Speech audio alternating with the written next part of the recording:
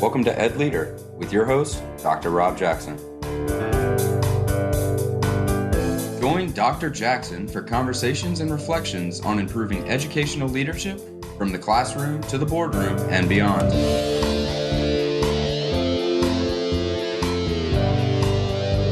Educational leadership is an ever-evolving opportunity to make a real and lasting difference in the lives of students, parents, and the community.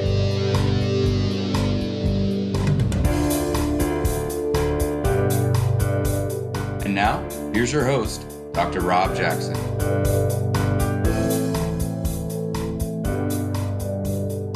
Hi friends, welcome to the EdLeader podcast. I'm your host, Rob Jackson, and I want to thank you for spending time with me today. For schools and school systems on a traditional calendar, summer is a time for us to reflect on the past year and intentionally plan for the new school year. During today's conversation, I'd like to invite you to listen for intentionality in purpose and planning for the coming school year. Speaking of intentionality, I hope that every episode of EdLeader adds value to you and your work. If so, please do me a favor and share the podcast with a friend and leave a review on your favorite podcast player. Let's get to it. Today's guest is recognized as a highly regarded instructional leader across the state of North Carolina. She began her career in education as a fifth grade teacher and served as an instructional facilitator, middle school assistant principal, district director of teacher development and testing, and middle school principal. As principal, she led school improvement efforts to move a school that had not met expected growth in several years to meeting growth 8 out of 9 years, with 7 of those years meeting growth at the high growth level. The school was designated a school to watch in 2010 and later redesignated in 2013. She was then tapped to serve as the assistant superintendent of curriculum and instruction with the Edenton-Chowan Schools. In 2019, she was selected as superintendent of the Perquimans County School System. She's a former District Teacher of the Year, District Assistant Principal of the Year, and 2-time District Principal of the Year. She holds a Master's in Supervision and Administration from East Carolina University and a Bachelor of Science in Elementary Education from Methodist University. She's a graduate of the first cohort of the North Carolina Aspiring Superintendents Program and recently earned her doctorate in educational leadership from Wingate University. Please help me welcome my friend, colleague, and former teammate, Dr. Tanya Turner. Dr. Turner, what an absolute treat and delight to have the opportunity to spend time with one of my greatest friends and one of the greatest curriculum and instruction gurus I know. Thank you for hanging out with me. Thank you for asking me to. We had the opportunity to work together for quite a while. In fact, when I arrived in the Edenton-Chowan Schools system as superintendent, you were the principal at Chowan Middle School, I believe, going into or just finishing up your 10th year there. The school had just absolutely grown by leaps and bounds.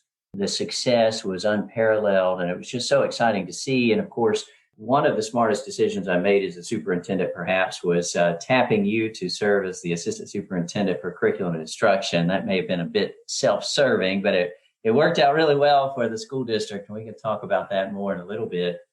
But as I got to know you, one of the things you shared with me, and I want to kind of start with, is that you have a hedgehog concept. Jim Collins, in Good to Great for our listeners, talks about the hedgehog concept, and it goes back to this Greek parable where a fox knows many things, but a hedgehog knows one big thing. And you told me you had one big thing, and that led to some success there at Chowan Middle School. What is your one big thing? Well, when I was in Edenton-Chowan, we had the opportunity to, before you arrived, to read the book Good to Great by Jim Collins. And as we studied that book together as an administrative team, I had to ask myself, what is my hedgehog concept? And in doing that, it was the immediate answer for me was literacy. When I was an assistant principal of curriculum and instruction at the middle school, Mrs. Winborn, who was my principal, gave me the opportunity to lead curriculum. And we started focusing in our PLCs that she had established on literacy across the content areas. My belief was that if you wanted children to be successful, they needed to be able to read and access their content, and they can't do that if they can't read. That's right. So we started that journey. We used the book by Colleen Beers, When Kids Can't Read. And that book kind of lit a fire under the teachers at Chowan Middle School. A lot of times secondary teachers don't believe they're teachers of reading unless they're an ELA teacher, that students should come to the secondary level already prepared to read. And unfortunately, that doesn't always happen. Kids come to the secondary level at all different levels of reading. So we started that book study. We stuck with the literacy concept throughout my entire tenure there. We never left it. And, Jim Collins talks about, what can you be best in the world at? And so our mission there was to be best in the world at teaching students to read successfully, whether they're a mathematician, whether they're a scientist, whether they're looking at the social studies curriculum and being a historian. It doesn't matter. How do you read like a historian? How do you read like a mathematician? How do you read like a scientist? And so we stuck with those strategies, and it became the common language across our school. And we had great success with that. We saw our test scores go up. Our writing scores, when that was still a thing, took a big leap. I think it jumped almost 40% when we started focusing on that. So that became our hedgehog concept, and we never left it. Well, and to choose the one thing you're going to be best in the world is so important, because we can really be pulled in a million different directions, particularly as educational leaders. And so to really have something to focus in on, I think is so important. For our listeners, I will link the book that Dr. Turner just shared in our show notes, so you'll have an opportunity to go and find that for yourself, because it's certainly something that's worthy and worthwhile. And we'll talk about your current work in just a few moments, and I know that may be a part of your work going forward again. But what really resonated with the teachers there at the middle school as you read that book? What stood out? Because you're right, secondary teachers by their nature don't necessarily gravitate to teaching reading, particularly if they're the social studies teacher or the science teacher or the math teacher. But what really resonated with the teachers? I think one of the big things is that when you're a good reader, you don't really think about why you're a good reader.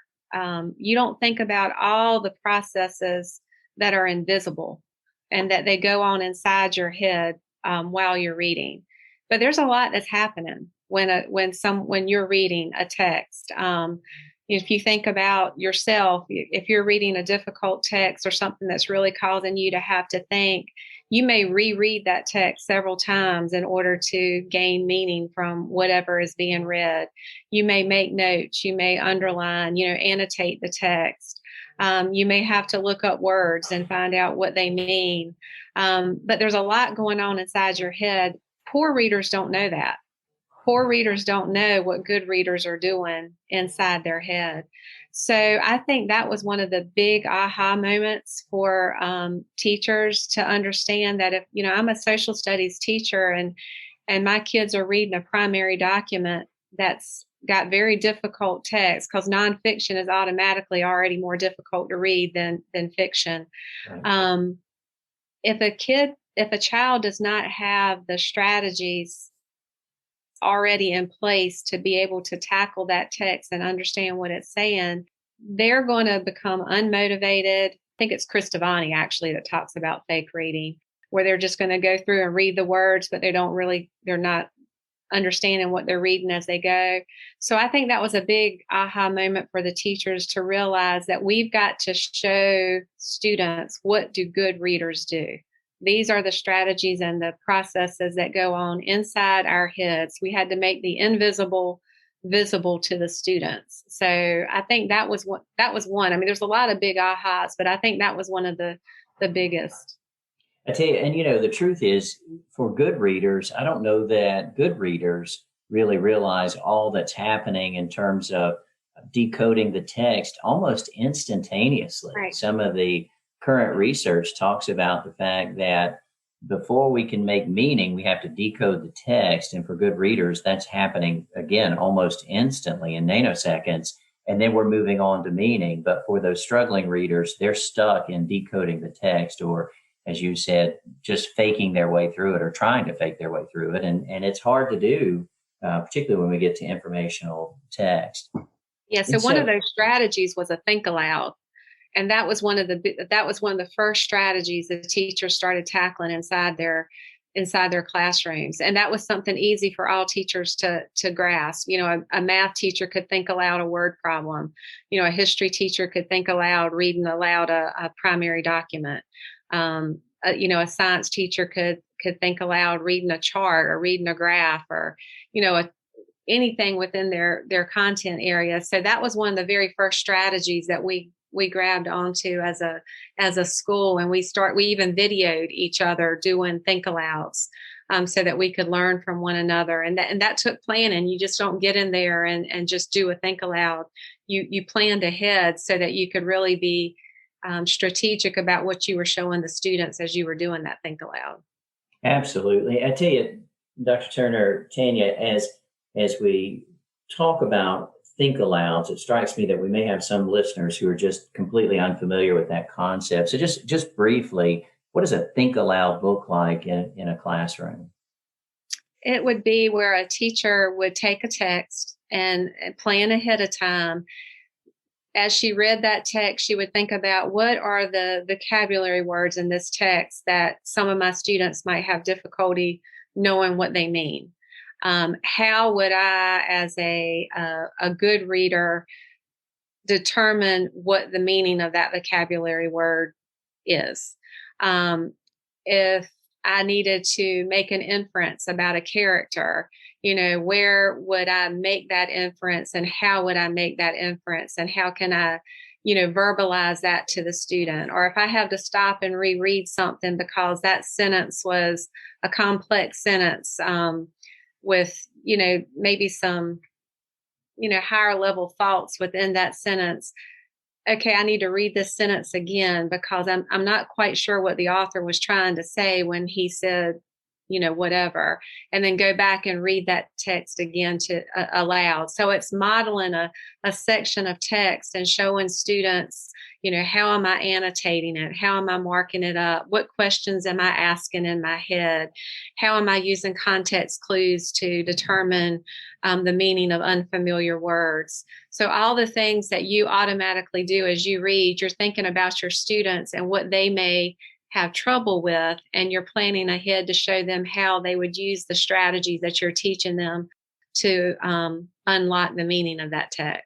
It seems so very simple listening to the description in terms of, as teachers, we want to teach our children strategies to be successful.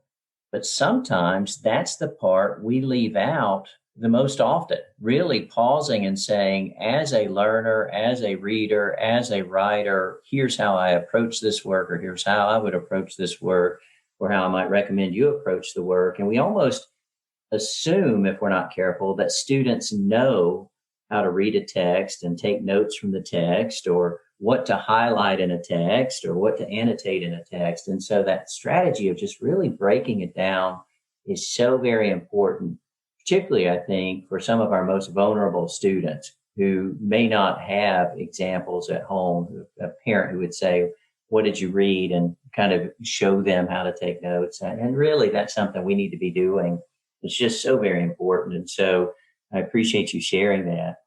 Well, you were doing amazing things as the principal of Chowan Middle School, and I didn't allow you to keep doing that very long before I asked you to come lead curriculum and instruction for the entire school system. How did that hedgehog concept of literacy for you as a principal translate to a district leadership position in the area of curriculum and instruction? What did you bring with you, and how did that help or not as you took on a bigger role?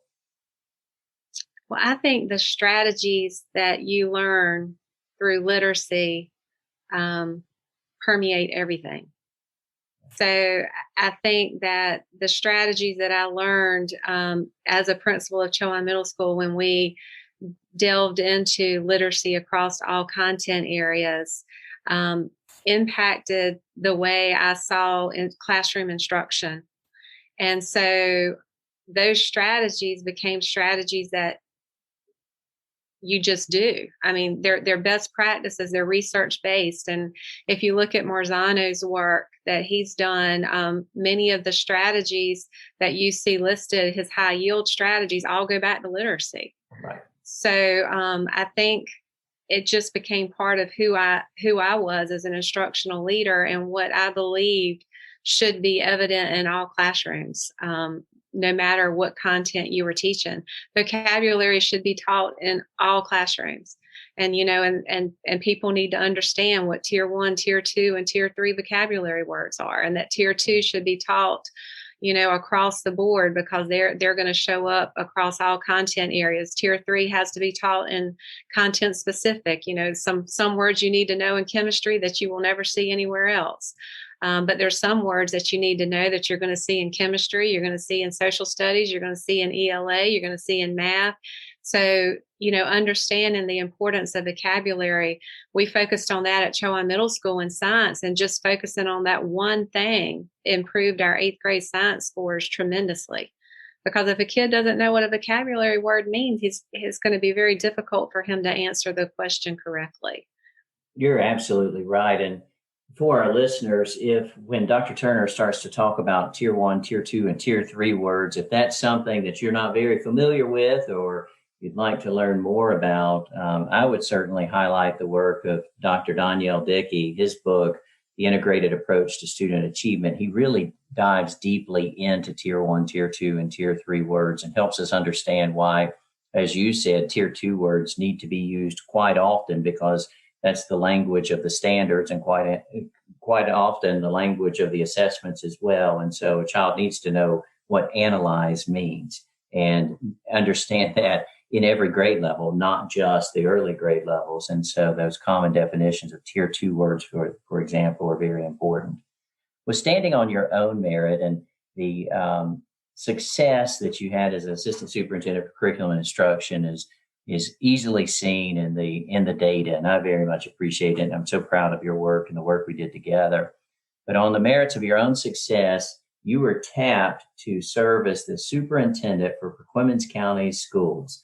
And so you entered this big new role, certainly well prepared and well qualified to be the superintendent. But it was a school system that you hadn't been in for 17 years. And so you walked in the door armed with all you knew as an instructional leader. Share with me how that's transitioned into your new district. Tell us a little bit about your new district and where you are in this literacy journey. Well, I love my new district. It's my home. It's been my home for my entire life. Of course, I graduated from this district. I started my teaching career in this district, and it's always been home. So I'm a pirate at heart, and now I'm a pirate as a superintendent. So I'm happy to be here, and I have to give a shout out to our baseball team that just won the state championship. So that was an exciting journey for me. So, but transitioning back as superintendent when curriculum has been at my heart, what I've been most passionate about my entire career, I knew that couldn't be my only focus, but I knew that I could still lead instruction as a superintendent, just more at a higher level, I guess. Right. And it's been an easy transition for me because I have a wonderful chief academic officer, Melissa Fields, who is also a curriculum guru. So when you trust the person leading that effort, it makes it a lot easier to stand back and let that person lead. So Tanya Turner found her Tanya Turner. That's right. So I've enjoyed working with Melissa, but the fun thing about that is that we can get together and we can plan and brainstorm, where do we need our district, to go, or where do we see we need the district to go in the area of curriculum and instruction. And So one of the things that I began when I came was doing walkthroughs at all of the schools monthly. And I did that so I could learn about our school leaders and their strengths and maybe areas that we needed to work on as a district as instructional leaders, and also, what was going on in our classrooms, and just making myself aware of the instructional world in Perquimans County schools. And in doing that, I think Ms. Fields and I both realized that literacy maybe needed to be strengthened across our whole school system, K-12. And with the science of reading coming down for the elementary schools, what a perfect time to do that. And my dissertation involved literacy as well. So everything kind of fit in well together with COVID and school closure. I was looking at the impact that had on beginning of the year reading readiness in third grade. So I was diving into the early literacy with that, and then looking at the impact that had on our upper level kids and where they were with literacy proficiency or reading proficiency. So Melissa and I sat down through Zoom, and we had a conversation after one of the literacy PDs that the ELA department at DPI had with schools. And we really liked a lot of what they had shared, and it got us motivated to think about, okay, how can we now get this literacy strand going throughout our whole school system, K-12? So we met with the Department of Public Instruction's ELA department, and we talked about where we wanted to go in our district. And we knew that it was important for our administrators in each of the schools to lead this charge. I mean, this didn't need to be led, from the district level. We set up PLCs for our various schools with DPI. We focused on middle school and high school because we knew the science of reading was going to be a large focus for our K-5 schools. And we decided to do a book study with our administrators, and with the book study, weave in the standards and the adolescent literacy compass that DPI has developed with their ELA department, and look at those three action steps that are within that compass. And they involve the efficacy of readers, evidence-based practices, which we really want to get into our classrooms, how to monitor reading progress of our students, and then how to use the various data. And we're really heavy into MTSS right now too. So that all just kind of fit together very nicely. So we came up with a timeline and of how the book would be read, and DPI has led those sessions with us through Zoom. And the high school is reading Chris Tavani's book, I Read It But Don't Get It. And the middle school is reading Kylene Beer's book, When Kids Can't Read.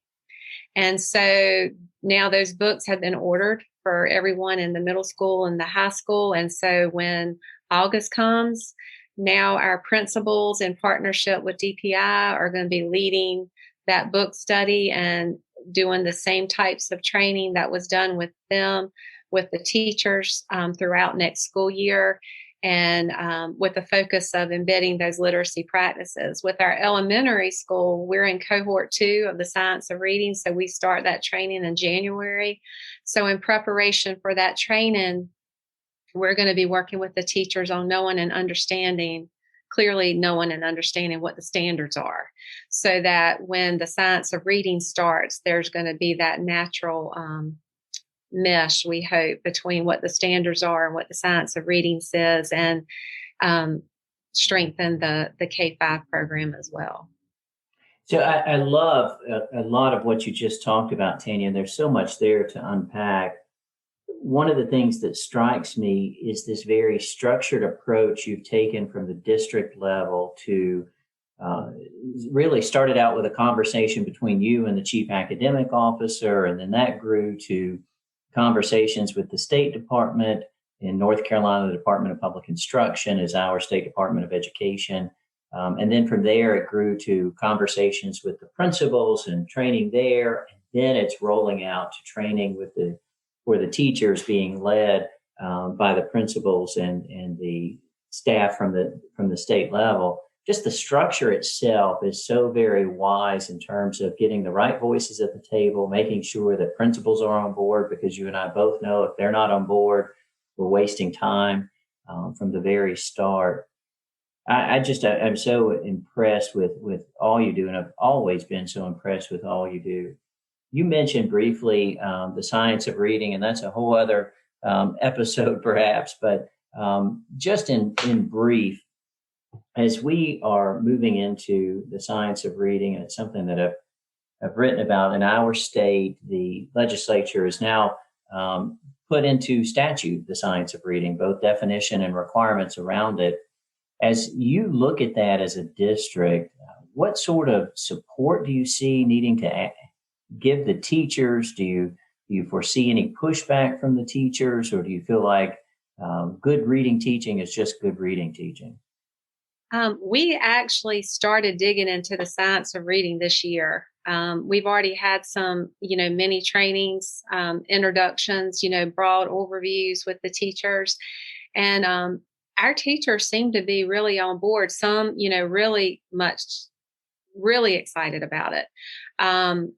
It makes sense because to me, the science of reading is teaching students to read in a way that can be sustained over time. And the best example of that is, like using pictures as cues to figure out what the text says. Well, you and I both know it doesn't take long before there are no pictures. That's right. So when you don't have pictures, if that's the main thing that a student relies on to be able to read the text and there are no pictures there, then what?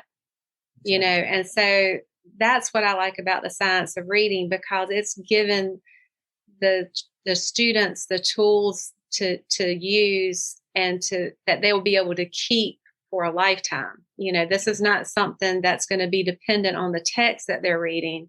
These tools can be used in whatever text they're reading. And to me, it just makes sense. It makes sense. That's what we need to be teaching. We need to be teaching things in a way that can be sustained over time. Absolutely. Well, I can tell you that, that's really where I fall as well. You and I both have in common our background as elementary teachers. And so I was trained and deeply rooted in balanced literacy. And of course, when I started, it was whole language. And as we've moved forward, we've learned more through cognitive science and neuroscience. And for us to want to, drag our feet or put our foot down and say, this is how we've always taught it, and not move forward is silly. It's the antithesis of lifelong learning and being an educator. And so it's interesting and ironic to watch the reading wars go back and forth between people who make a lot of money on the backs of children through selling curriculum. But at the end of the day, good teaching is good teaching. And if we can help improve the reading comprehension of our students by taking the time to unravel the reading rope and get into those strands and ensure our children have good, strong vocabularies and they understand what it means to sound out a word at the earliest stages, so they get to the point they never need to do that again because it's happening automatically. That's just powerful. Speaking of powerful, you are powerful as a curriculum and instruction leader, as a guru of teaching and learning. And I just appreciate you so much, Tanya, having worked very closely with you and seeing the passion you bring to the work. I'm just absolutely impressed. And it just makes me feel good to be able to say that Dr. Tanya Turner is someone that I learn with, that I think with. And I mentioned recently writing something, and one of the first people I sent what I wrote about the science of reading was you, because I value your opinion so much. And so thank you for being a leader, not only in your district, but across our state. Tanya Turner, thank you for spending time with us on the EdLeader podcast. Thank you, Dr. Jackson.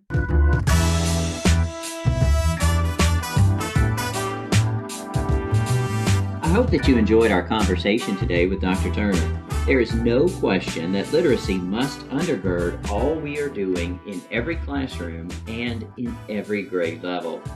Thank you for spending time with me today, and thank you for all that you do for every student, every teacher, and every staff member. You are making a difference.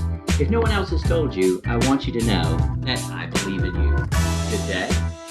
Thank you for listening to the EdLeader podcast. Please subscribe to the podcast and consider leaving a review with 5 stars on Apple Podcasts so that we may continue to grow the EdLeader community. We hope that you have enjoyed your time with Dr. Jackson. Until next time.